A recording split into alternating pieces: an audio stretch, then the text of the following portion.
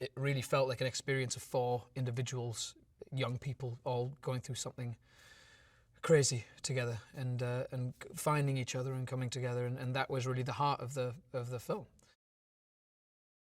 Ben Grimm is a kind of atypical American teenager. I think he's someone who,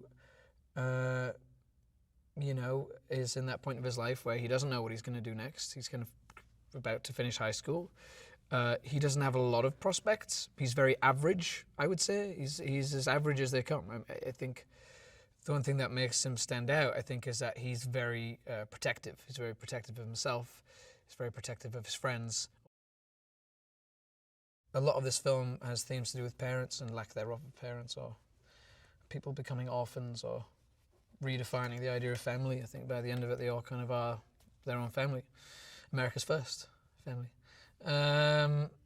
So, yeah, Ben Grimm is Reed Richards' parent. He's his father.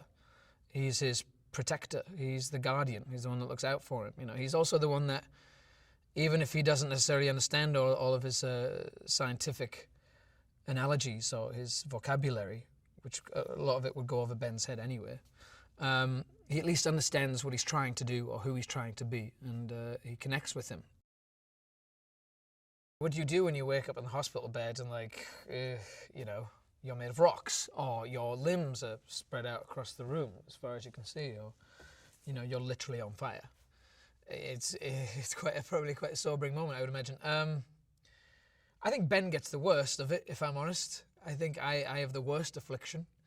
You know, I'm literally a rock with eyes.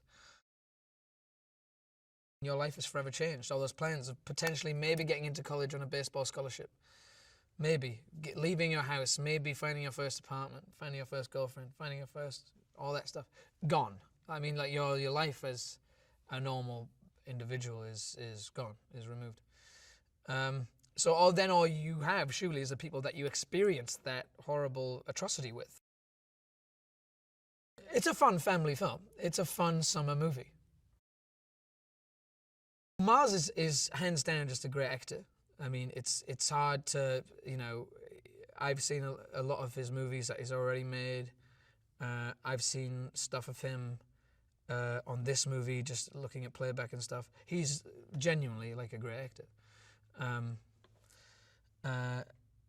And, you know, he makes Reed a very complicated individual. I think Reed should be a complicated person. We have a great relationship off screen. I mean, as soon as I met him, you know, we just had a great rapport together. We have a lot of fun together. We laugh a lot. You know, and I think that hopefully will come through in the movie, that these guys are childhood friends, and even though now there's this gap and this divide and this distance because of what's happened to them, they're still friends at heart. You know, the stakes are so high and it's so fantastical. And sometimes the instinct is to make it so. He's really pulling the reins back and saying, like, we don't need to do that. Everything is real. And seriously, every single set that I've been on this movie, you know, from the Baxter corridors, or, you know, to his dorm room, or to the Quantum Gate, or, you know, wherever it is, there's always a sense of, like, this is a real place. This really exists. It's very different, I think, when people see this film, that, you know, they're going to come out of the theater and say, you have to see Fantastic Four. And people are going to say, why? I said, you just have to see it. Because it's not like anything I think I've seen, really, in this genre. With these kinds of characters and, you know, powers and superheroes and villains and stuff, you know, I just haven't seen anything like this before.